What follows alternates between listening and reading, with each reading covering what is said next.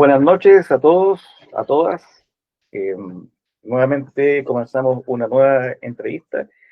Esta vez no tiene que ver mucho con las contingencias sociales y políticas. Las veces anteriores hemos entrevistado a dirigentes sindicales de Corona, de las manipuladoras de alimentos, movimientos sociales, en fin. Pero en esta vez estamos con el compañero Patricio Altamirano Arancía, que es un analista político, escritor también, y que el año 2021 escribió un libro muy interesante que se llama La casta Larraín en la burguesía chilena. Eh, que a pesar que han transcurrido 4 años, ¿cierto?, en el actual contexto político de este pseudo debate presidencial, y en la diversidad de candidatos que hay para todos los gustos y también para todos los tipos. El libro está sumamente inteligente porque trata sobre la relación de un poder económico y su incidencia a lo largo de la historia de Chile, desde los inicios de la República y un poco antes, hasta el día de hoy. Que según el autor es un caso único que se mantenga este dominio de una casta se podría decir, sobre el Estado y sobre la sociedad. Es como si fuera una familia la clase dominante. Eh, y que es un concepto interesante a estudiar, ¿cierto? Para todo aquel que le interese la historia de Chile y que pretenda también transformar la sociedad por la vía revolucionaria. Buenas noches, compañero. Buenas noches, Boris. Aquí estamos. Si gusta, se presenta para que los Sí. conozcamos más. Bueno, mi nombre es Patricio Altamirano. Yo estudié sociología en la extinguida Universidad Arcis. Saqué el título de sociólogo. Posteriormente, ahí mismo saqué un doctorado. En el contexto hacía clase, llegué a ser secretario académico en la Universidad de Sociología. Y en ese contexto empecé a escribir mi libro La casta de los Larraín, porque además cuando yo llevaba todas las pruebas a los empresarios, había que hacer un trabajo a los empresarios. Entonces, las pruebas, los trabajos de investigación que había que hacer, los situé durante 5 años en analizar eso que tú decías cuando conversábamos anteriormente, ¿qué es Chile? Eh, Entonces, y después de eso derivé por temas laborales o por amistades a ser el analista político de la señora de la Victoria, que dejé un poco en descanso ese rol. Voy a retomarlo en un par de semanas más o en un mes más, a raíz exactamente del tema que tú dices, que es la coyuntura política. Hacer el análisis y proyectar los escenarios de resultado electoral, porque además una de mis habilidades es la estadística. Y eso. Interesante, interesante. Entremos en materia. ¿Por qué te nace investigar a esta casta de la radio? Y Bueno, segundo término, ¿por qué casta? esa es la pregunta central. Mira, tú decías delante, hablar de una sociedad subdesarrollada es como hablar de una categoría antigua, como si la izquierda o los intelectuales no entendieran que Chile es una sociedad subdesarrollada, pero ahora se llama como que la globalidad hace que todos somos iguales y todos somos globales. Hay unos que son más globales que otros, es la única diferencia.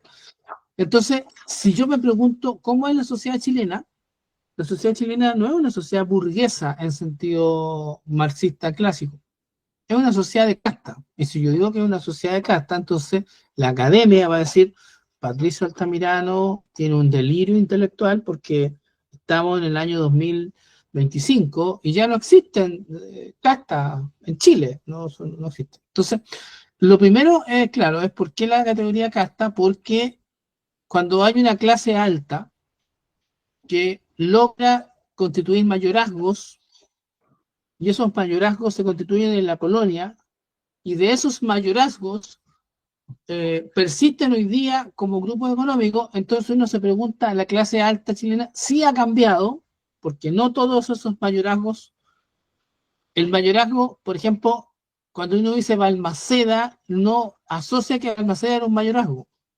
Y ese mayorazgo fue extinguido por el conflicto en la revolución contra Balmaceda. Te pongo ese ejemplo para entender que la clase alta y los mayorazgos no todos persistieron. Entonces la pregunta es, ¿algunos de ellos persistieron? Sí, persistieron. Entonces la pregunta es, en Estados Unidos, ¿existe algún grupo económico relacionado a los padres fundadores de Jefferson y todo eso? Uno diría que hoy día no. Entonces la clase americana ha variado. ¿Cuántas clases altas en el mundo mantienen los mayorazgos, los propietarios de la tierra que constituyeron el núcleo de la oligarquía? ¿Cuántas en el mundo hoy día mantienen ese tipo de cosas? Existen, por ejemplo, Luxemburgo es un país muy moderno, pero es una monarquía. Y la aristocracia de Luxemburgo se... Pero no así los grupos económicos que dan en Luxemburgo. Entonces, Chile tiene una característica única, que es en el 1500, en el 1600, emigraron ciertas familias vascas, como los Larraínes, los Hernández, etcétera, y esas familias se instalaron en Chile y construyeron un poder económico que hasta el día de hoy mantienen totalmente. Lo mantienen. Entonces, ¿por qué casta? Porque la sociedad chilena mantiene una clase alta que tiene a su interior castas todavía. Eso no se da en Estados Unidos, eso no se da en Alemania, eso no se da en Inglaterra, sí se da en otras sociedades latinoamericanas, sí se da en sociedades de África o de Oceanía o de otros lugares. Eso, por eso es que usamos la categoría casta. Entonces, yo soy más prehistórico que tú. Cuando tú dices que Chile es un país desarrollado, yo digo, no, todavía ni siquiera es desarrollado, es una sociedad de casta. ¿Y por qué es una sociedad de casta? Porque su clase alta todavía tiene la capacidad de hacer impermeable que otro grupo se vuelva empresario. Entonces yo te puedo explicar que los Luxi, por ejemplo, el caso que tú me decís, los Luxi, uno dice, el Luxi llegó hace poco. Entonces, si uno hace la radiografía de los Luxi, va a encontrar lo siguiente, que la familia Luxi era propietaria de tierras productoras de vino en una isla en Croacia, y esa isla tuvo una situación de peste hace añísimos atrás, donde no existían los fertilizantes, estas cosas químicas que hoy día hay para evitar este tipo de peste, y la familia adinerada de esa isla, que hoy día existe y que hoy día sigue siendo productora de vino, todas sus plantaciones de uva se infectaron, y todo ese grupo decidió mandar a sus hijos a otros lugares para que invirtieran, porque la acumulación económica que ellos tenían no les permitía seguir produciendo vino, porque las tierras estaban infectadas con una peste. Entonces, Luxi se va con mucho dinero. Luxi no es un patiperro, no es un Peri González, y llega a Antofagasta. Y en Antofagasta llega y se inserta en el mundo de los croatas, y él llega al sector más pudiente de Antofagasta, porque es un compadre que llega con plata, y se casa con la hija del líder Avaroa, que es el líder, en Antofagasta en esa época era boliviana, acuérdense, y se casa con una integrante de la oligarquía boliviana. Te doy este ejemplo para entender que todos nuestros grandes empresarios son y vienen y provienen de familias oligárquicas. No hay nada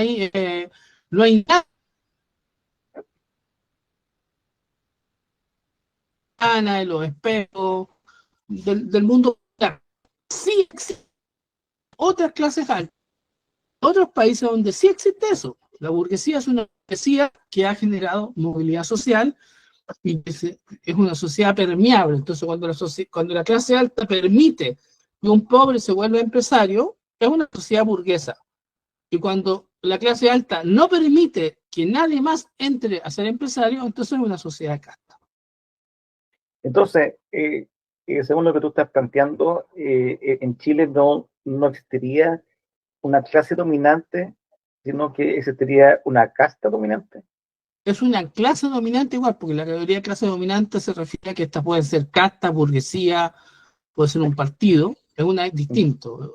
La clase dominante hoy día es la casta chilena, que hay sectores de ellos que se están volviendo aburguesando cuando los hijos de los Luxi se casan que lo han hecho, los hijos del último Luxi, se casan con segmentos que no son de la oligarquía, que no son de la burguesía chilena, se empiezan a democratizar. El único problema es que se van a Luxemburgo, se van a vivir a Inglaterra y por tanto reproducen ciertas situaciones. Te doy un ejemplo. Entonces, la categoría clase dominante no significa que sea, en el mundo de los griegos, la clase dominante eran las castas aristocráticas de los atenienses. No hay, puede ser burguesía, puede ser casta, puede ser el Partido Comunista Chino, el Partido Comunista de Cuba. Estoy ejemplos concretos para poder entender. Ahora, también lo que define la historia de un país, ¿cierto?, es la construcción del Estado. Claro. Gabriel Salazar tiene un libro que precisamente se llama La construcción del Estado de Chile y sí, establece el periodo 1800-1837, ya, que coincide con la constitución del 33, ¿cierto? Y al parecer ese sería el periodo en que se completa la construcción del Estado. Sin embargo, a fines del siglo XIX, ¿cierto?, se producen 4 expansiones territoriales en Chile. La anexión de Rapa Nui, ¿cierto?, la mal llamada pacificación de la Araucanía, y la guerra del Salitre o del Pacífico. Y el último hecho es la guerra civil contra Balmaceda. Claro. Entonces, curiosamente, es como si esa expansión territorial tuviera también relación con la construcción final del Estado, ¿ya?, en el sentido de darle un territorio más definido. Sí, sí. Entonces, en todo ese proceso de construcción del Estado, ¿cómo se inserta ahí esta casta de la raíz? Desde los inicios en que se empieza a vislumbrar este Estado, o desde que se empieza a dar formación, ¿cierto?, a las clases, ¿cierto? ¿Qué incidencia tuvo esta casta en todo ese proceso? Ya, mira, para que tú te sitúes, cuando yo te digo las condes, uno asocia a las condes y no le incluye Vitacura ni Nueva Barnechea. ¿Ya? Claro. Porque las condes antiguas sí era, entonces esas 3 comunas juntas. Y esas 3 comunas juntas, las condes, cuando llegan los conquistadores españoles, es la zona donde la clase dominante mapuche, por decirlo, tenía sus residencias. ¿Ya? Los pueblos originarios también tienen clase dominante en su interior, y el grupo dominante, que eran los toquis, vivían todos en las condes antiguas. ¿Ya? Y cuando llegan los conquistadores, Pedro de Valdivia y compañía limitada, se van a vivir a esa zona. Y se van a vivir los comerciantes, que son vascos, y se van a vivir los que tienen...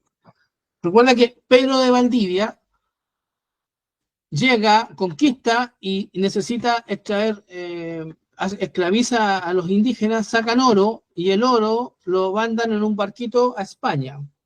y el barquito de vuelta trae armas, víveres, comida, ropa que se pone Pedro Valdivia. Y Pedro Valdivia vive en Las Condes. Y después vive el Errázuri, el Vicuña, el Rego, papá, y van formando. Ese grupo, que podríamos denominar la oligarquía de Las Condes, es el que construye el Estado de Chile. Todos esos individuos, por ser propietarios, pudieran participar en el primer Congreso Nacional, que se constituye a partir de la independencia de Chile, todo ese fenómeno, y todo ese grupo vive en Las Condes. Entonces, Chile se construye desde Las Condes, desde el pueblito llamado Las Condes, como cantó Chito Faró. Y por eso que esa canción es tan importante para clase alta. La canción de Chito Faró es fundamental, porque es Las Condes, ¿ya? Y todos los funcionarios públicos, desde que se construye el Estado chileno, han vivido mayoritariamente en Las Condes. Si tú ves, si hiciéramos un listado de todos los funcionarios públicos del Ministerio del Interior, por decir, desde que nos daríamos cuenta, la mayoría de ellos provienen de Las Condes. Porque para ser ministro, o pongámonos en la fase final que tú dices, después de que derrotan a Balmaceda, ¿cierto? Sí. Pongámonos en ese año, todos los funcionarios públicos tienen que saber leer y escribir para ser funcionario público. Y la gente que sabía leer y escribir en esa época era menos del 10% de la población, inclusive es mucho menos, no sé la cifra exacta. Y todos ellos vivían en Las Condes. ¿Ya? Entonces, los funcionarios públicos que se crean, que construyen el Estado de Chile, son todos de la clase alta.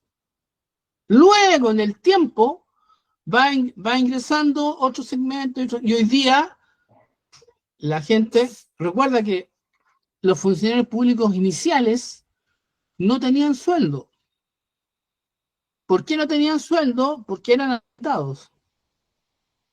Y no tenían sueldo. El sueldo se crea pues, porque empiezan a ingresar, no tiene propiedades, ya porque se produce, cuando Alessandro dice la chusma incorpora el voto popular, empieza a incorporar el voto popular, empieza a ingresar al Estado de Chile funcionarios que no tenían dinero, porque no eran terratenientes, porque no eran dueños de fondos o de industrias. Entonces el funcionario público empieza ya no solo a vivir en Las Condes, sino que empieza a vivir en Providencia, en Ñuñoa. Estoy haciéndote toda esa bajada para decirte que hoy día los funcionarios públicos que viven en Los Espejos son pocos. Los que viven en Las Ventanas son pocos. Sí existen, pero son pocos. La mayoría vive en... Entonces, si tu pregunta es ¿qué relación hay entre estas castas y el Estado chileno? Lo han construido enteramente. El golpe de Estado lo que hace es sacar del Estado a toda esta gente, a todo el populacho que había llegado a ser funcionario, y se crea gente de confianza. Entonces el Estado de Chile, creado a partir del golpe de Estado, tiene puros funcionarios o que viven en Las Condes o que adhieren políticamente al proyecto de Las Condes. Y luego del tiempo van ingresando gente con orientación de centro, con orientación más progresista, van ingresando funcionarios públicos que son del PPD, del PS, lo que sea. Entonces, no sé si con eso logro... Pero ahí hay un hecho que es importante, que es la disputa que se da entre el grupo de Diego Portales, ¿Ya? y del general Freire. Sí, por supuesto. Que tenían dos visiones totalmente diferentes de lo que tendría que ser el Estado y la Constitución. Uno centralista, ligado a la parte mercantil santiaguina, ¿cierto? Y otro federalista, ¿cierto? Que está ligado a los pueblos, qué sé yo, más soberano. Digamos, ¿cómo operan esta casta de Las Condes Claro. o de Santiago en ese proceso, en ese periodo? Mira, Claro, esta oligarquía de las Condes nunca es homogénea, siempre tiene diferenciaciones y genera exactamente los grupos que tú dices, que es de hecho, cuando se produce el primer conflicto entre la clase alta es entre Carrera y los larraínes, ¿ya? Carrera es un vasco y los larraínes también son vascos. No, es una pelea al interior de los vascos, donde Carrera tiene un proyecto más democrático para la época, y es el primer conflicto, ¿ya? Luego viene el conflicto que tú dices entre Portales, que es un aliado de los Larraín. Portales es un larraínista, es un ser de la red, porque los larraínes crean un supramayorazgo que articula con los otros mayorazgos que tienen y constituye una red total, que luego te la puedo explicar más adelante cuando hagamos las preguntas sobre la coyuntura hoy día, ¿ya? Pero Ya. es un poder total. Y ese poder total tiene capacidad de cooptar todo. Entonces, Portales genera esta situación y por lo tanto se produce. Portales necesita un general. O sea, Portales se presenta y es candidato a la presidencia y es derrotado por los sectores liberales. Entonces se repliega y con los estanqueros él crea su propio ejército, que se opone al ejército de Chile. Entonces, fíjate, la derecha no tiene el más mínimo problema de deshacer el ejército cuando quiere. No tiene el más mínimo problema. Entonces, Portales genera las milicias republicanas, ¿ya? Que son como grupos paramilitares, son grupos al estilo Uribe, ¿Sí? para que lo contextualice, son grupos paramilitares, ¿ya? Y se enfrentan al ejército de Chile, que es el ejército de Freire, ¿cierto? Lo que tú dices. ¿Sí? Entonces se produce el conflicto. Entonces, la batalla de Irircay es el triunfo del proyecto Portaliano Larraín contra Freire, que es el mismo proyecto que derrotó a Carrera. Entonces, lo que hago yo en mi libro es mostrarte capítulo por cada capítulo cómo la derecha, en este caso los larraínes, que si uno en sentido estricto tendría que decir es solo ultraderecha, no es derecha. En Chile no existe o sea, a mí me critican mucho cuando digo ultraderecha neoliberal. No, pero ¿cómo puedes decir? No, lo que pasa es que en Chile no hay derecha porque la derecha se constituye en una sociedad burguesa. Como tú hoy día tienes cartas, lo que tienes es ultraderecha, ¿ya?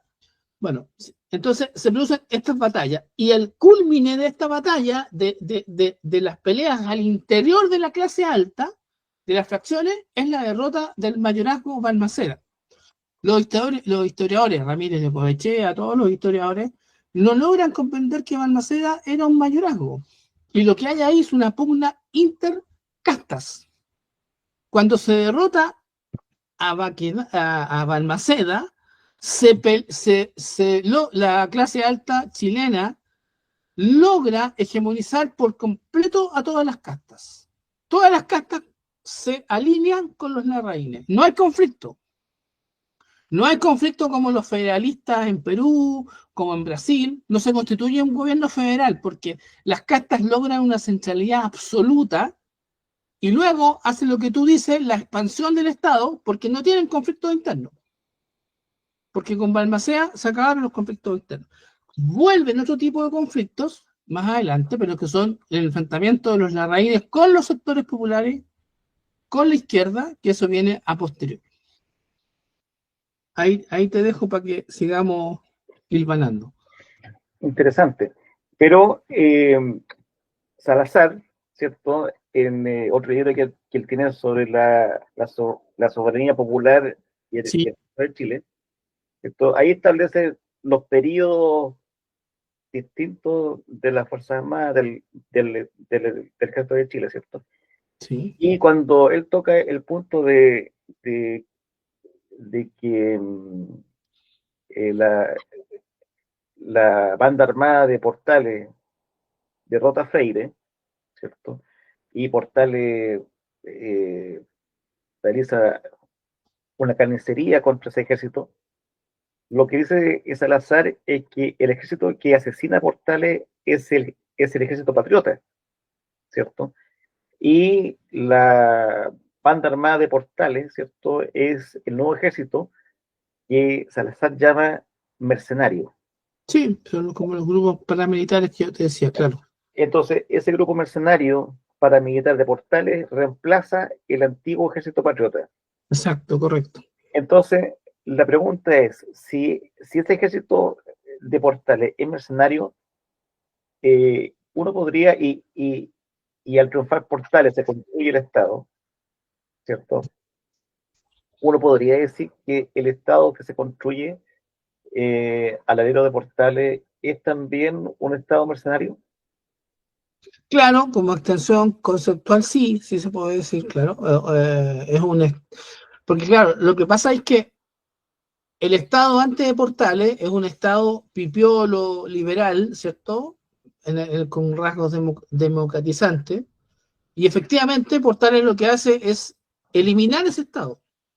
Hace un autogolpe en la clase alta y elimina, entonces el ejército patriota, que efectivamente, como tú dices, siguiendo lo que tú dices, el ejército patriota es reemplazado por un ejército contrapatriótico o mercenario, como tú quieres decir, para ayudar el antagonismo, exactamente. Es un ejército es usurpador, porque es una milicia que crea Portales, que son las milicias republicanas. ¿Mm? Claro, podría decirse exactamente lo que tú estás sosteniendo y tendría fundamentación, ¿no? Entonces, con eso uno podría decir que en Chile eh, no hay un Estado genuino, sino que lo que hay es un Ya, Estado mercenario y por tanto lo que le cabe hacer a las fuerzas democráticas claro. reales y a las fuerzas revolucionarias es construir un estado propiamente tal, nuevo. Claro, mira, voy a aportar a lo que tú dices. Lo que pasa es que el Estado de Chile es un Estado construido contra los chilenos. ¿Por qué? Porque los primeros chilenos son los pueblos originarios Claro, y los que llegan son todos conquistadores y colonizadores. Entonces, lo que tú tienes es un Estado colonizador, un Estado que invade un territorio y construye un Estado ficticio. El Estado de Chile es igual que el Estado de Israel. Igual. El Estado de Israel es igual al Estado norteamericano, que llegan los colonos que vienen de Inglaterra e invaden y matan a todos los indios. Por lo tanto, el Estado de Chile, el Estado norteamericano, el Estado de Israel son estados no genuinos, son estados invasores, son estados conquistadores, son estados mercenarios. Puedes hacer todas esas categorizaciones sin ningún problema, porque no existe un Estado de Chile. Lo que existe es un grupo que se instaló en Las Condes y que quiere construir un país a su estilo. Eso es distinto. claro,